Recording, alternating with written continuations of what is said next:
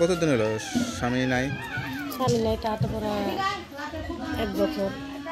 তো এখন কি চিন্তা করে প্রতিবেদনে আসছেন? চিন্তা করতেছি ভাই যে আমার বাবুটার দায়িত্ব নিতে পারবো, যে আমার জীবন সঙ্গী করতে পারবো, আমি তার এরকম একটা মনে মতো নতুন করে বিয়ে শাদী করবেন সেই আশা করেন? আচ্ছা, ধরেন একবার বিয়ে হয়েছে, আপনার বাচ্চা আছে, এরকম বাচ্চাওয়ালা পুরুষ যদি থাকে, বউ চলে যায় বা মারা যায়, সেরকম কাউকে বিয়ে করবেন নাকি নতুন? হ্যাঁ, সেরকম পালিও আমি জীবন। সুপ্রিয় দর্শক, আসসালামু আলাইকুম। দেশ ও প্রবাসী যে যেখানেই আছেন, আপনাদের প্রত্যেককে শুভেচ্ছা জানাচ্ছে। আজকে নতুন একটি প্রতিবেদন দেখতেই পাচ্ছেন, আমার সামনে একটি আপু আসছে। আসলে আপুর জীবনে কি হয়েছে বা কেন আসছে প্রতিবেদনে, চলুন কথা বলে জানার চেষ্টা করি। আপু আসসালামু আলাইকুম। ওয়ালাইকুম আসসালাম। আপু আপনার নাম কি? অন্তরা।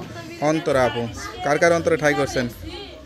কারো অন্তরে ঠাই করবো, কারো অন্তরে করেন না। আপনার বাড়ি কোথায়, ঠিকানা কোথায়? আমার দেশের বাড়িতে দর্শন। পরিবারে কে কে আছে? পরিবারে আমু আছে। আপনি কি করেন? আমি পার্লারে কাজ করি। পার্লারে কাজ করেন? লেখাপড়া করছিলেন? না ভাই, সেরকম লেখাপড়া করা হয়নি।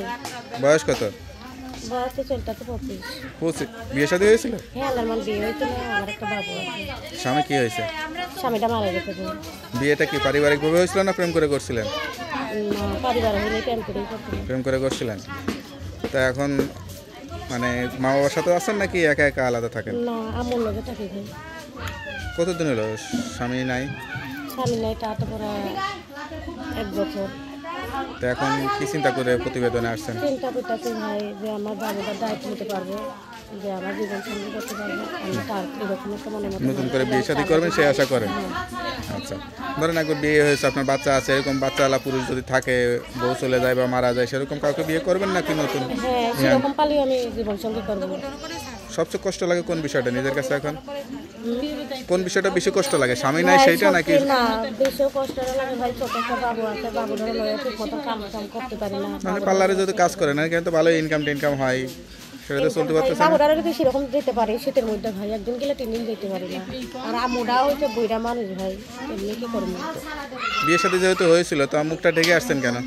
আইসি ভাই মুখটা ঢাকে যে আমার জীবন সঙ্গেই যে আমার বাবুর দায়িত্ব নিতে পারবো। আমরা একটা ফোন আছে, যে ফোনটা ঠিক করে দিতে পারবো, আমি তার লগে ভিডিও ফোনে দেখে কথা বলবো। আচ্ছা আচ্ছা, আপনার ইমো নাম্বার আছে? নাম্বারটা মুখস্থ আছে? না ভাই, নাম্বারটা মুখস্থ নেই, আমি দিয়ে দেবো। তো নাম্বারটা আমার কাছে দেন, আমি দেখে বলে দিই। হ্যালো ভিউয়ার, শুনতে পারলেন এক অসহায় গরিব পরিবারের একটি স্বামীহারা আপুর জীবনের গল্প। সত্যিকার একটা জীবন সঙ্গী চাই, সব কিছু জেনে বুঝে কেউ যদি যোগাযোগ করে বিয়ে শাদী করতে চান, অবশ্যই তারা তার এই নাম্বারে যোগাযোগ করবেন। আপুর নাম্বারটি হচ্ছে 01876629661। নাম্বারটা খোলা থাকে তো? হ্যাঁ, এনি টাইমই খোলা থাকবে, যতক্ষণ ফোন পাওয়া যাবে ততক্ষণ খোলাই থাকবে ভাই। দেখ, নাম্বারটা খোলা রাখবেন, যেহেতু একটা ঘটনা ঘটে গেছে, এখন নতুন করে বিয়ে শাদী করে জীবনটা সুন্দর করবেন, অবশ্যই সত্য কথা বলবেন, নামাজ কালাম পড়ে আল্লাহর কাছে চাইবেন, ঠিক আছে?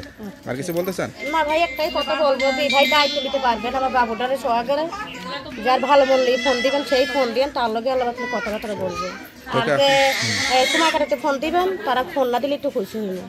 তোকে আপু ভালো থাকেন, দোয়া করে আপনার মনে আশাটা পূরণ হোক। আসসালামু আলাইকুম। ওয়ালাইকুম আসসালাম।